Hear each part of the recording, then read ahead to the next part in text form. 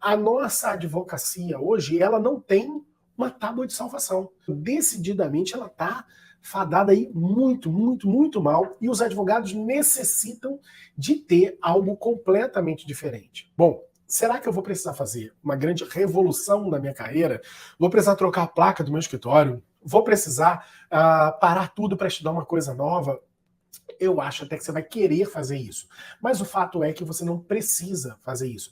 Você pode ir inserindo o trabalho com holding familiar aos poucos na sua advocacia, no seu escritório, até que isso se torne uma realidade inafastável que você não consegue mais voltar atrás, óbvio, porque os resultados realmente são incríveis, incríveis, né? São resultados que têm levado os colegas a atingir o que a gente chama de nível ouro, que é quando o advogado passa dos R$ 35 mil por mês trabalhando com holding familiar, algo que não se encontra na advocacia.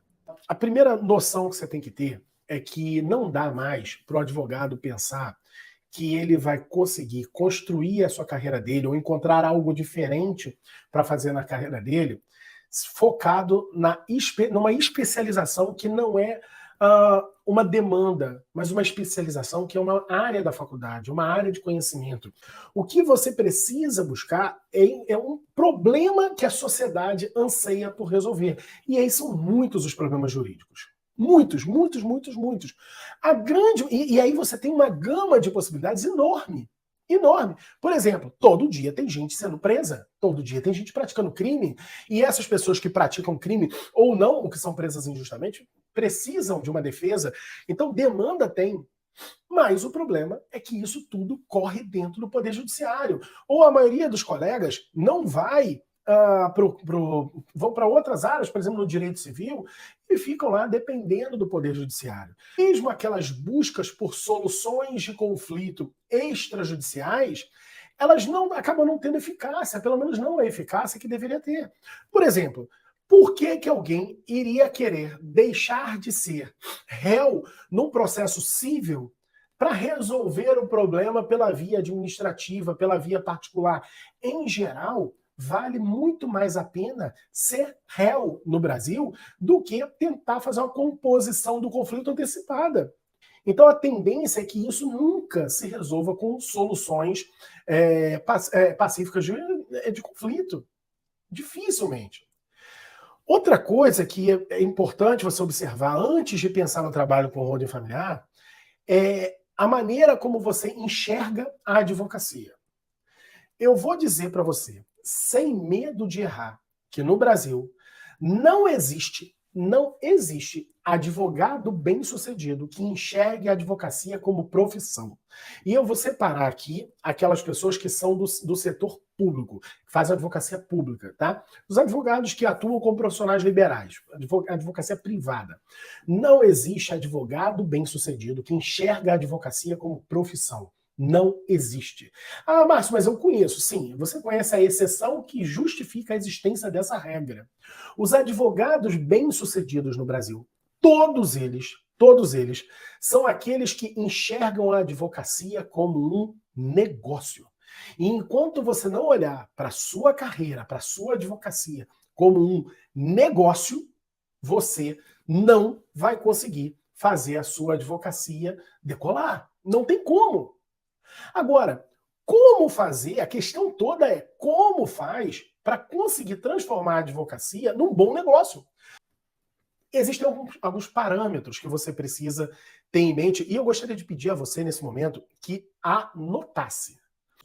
São 3 parâmetros que você precisa ter. Primeiro, esse negócio precisa ser escalável. Por exemplo, ação de alimentos. Você acha que é escalável? Eu acho que é escalável, né? Só que tem um problema. Essa escala, ela tem um fator de inibição. Qual é o fator de inibição? É a lei. Existe uma lei que não é uma demanda do advogado, mas uma demanda do Poder Judiciário, inserida na própria lei do advogado. Nós, advogados, temos uma lei, o Estatuto da Advocacia e da OAB, que é a Lei 8.906. Está escrito que o advogado não pode provocar, insuflar demandas judiciais. Então o advogado, ele não tem o direito de ir para a internet, por exemplo, e gritar assim, ó, você está com problema com aquele safado que não paga pensão lá para o seu filho, bota na justiça, me procura que eu faça essa ação para você. Não pode.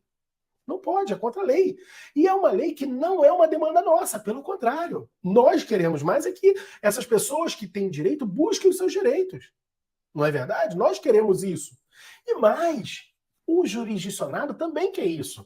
O filho que está lá à míngua também quer isso. A mãe que está passando dificuldade também quer isso. Cara, se a gente faz um troço desse, a gente está praticando um baita de um bem para a sociedade, mas não pode. Mas não pode por quê? Porque é uma demanda do juiz, é uma demanda do Poder Judiciário, inserida dentro do nosso estatuto.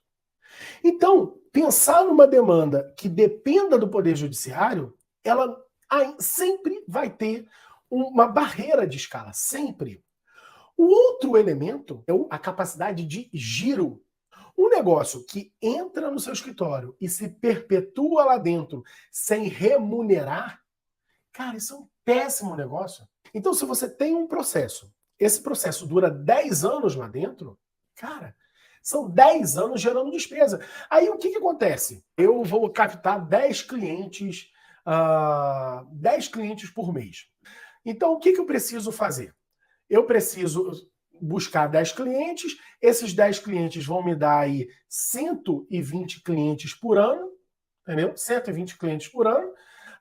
Esses 120 clientes por ano, daqui a pouco eu não consigo, e eles estão me pagando para o labore inicial, ganhei um dinheiro legal, só que no segundo ano os processos não acabaram, eles continuam lá dentro e você precisa de 120 novos. Só que aqueles 120 você já não dá conta mais de cuidar sozinho, você tem que pagar alguém para te ajudar. Pagar alguém para te ajudar em algo que não está mais te remunerando. Então veja, essa falta de giro, o fato de um processo ficar dentro do teu escritório 10 anos, isso atrapalha a sua advocacia. Outra busca que os advogados normalmente fazem é a seguinte, são aquelas demandas milagrosas, tá? A revisão de benefício previdenciário, TUST, ICMS na demanda contratada de potência, atualização de FGTS. Tudo isso são demandas que surgem assim, caramba, é demanda milagrosa que vai dar trabalho em massa para advogado. O problema, o tempo inteiro surgem demandas como essa. Agora, o problema é que todas essas demandas, elas representam um impacto nos cofres públicos. E isso acaba sendo rechaçado pelo Poder Judiciário. E por que é rechaçado? Veja, o Estado brasileiro é um Estado caro, pesado. E o dinheiro é finito. Então, como é que o juiz vai ter salário de 100 mil? Como é que o desembargador vai ter salário de 100 mil se o Estado está gastando dinheiro, pagando um monte de benefício, um monte de coisa que o próprio Poder Judiciário está dando? Ou seja, de tanto em tanto, o próprio Poder Judiciário começa a ir fechando a torneira. Eles mesmos vão fechando a torneira. É uma roda horrorosa que faz com que essas demandas milagrosas não sejam milagres. O terceiro elemento que você precisa pensar é um negócio que te remunere bem. E isso na advocacia tradicional é impossível. Imagine que você atue no direito penal. A pessoa que te busca para fazer, por exemplo, um habeas corpus, ele busca qualquer outro que vai fazer o mesmo habeas corpus que você. Por mais que não seja o mesmo, por mais que o seu seja de muito mais qualidade. Na cabeça dele não é. Na cabeça dele é o mais barato que conta, é aquilo que cabe no bolso dele. Então não existe dentro do Poder Judiciário uma demanda que remunere incrivelmente bem, não existe. Não existe. Só as milagrosas, que acabam não gerando milagre nenhum, e um processo que se perpetua no seu escritório não dando giro.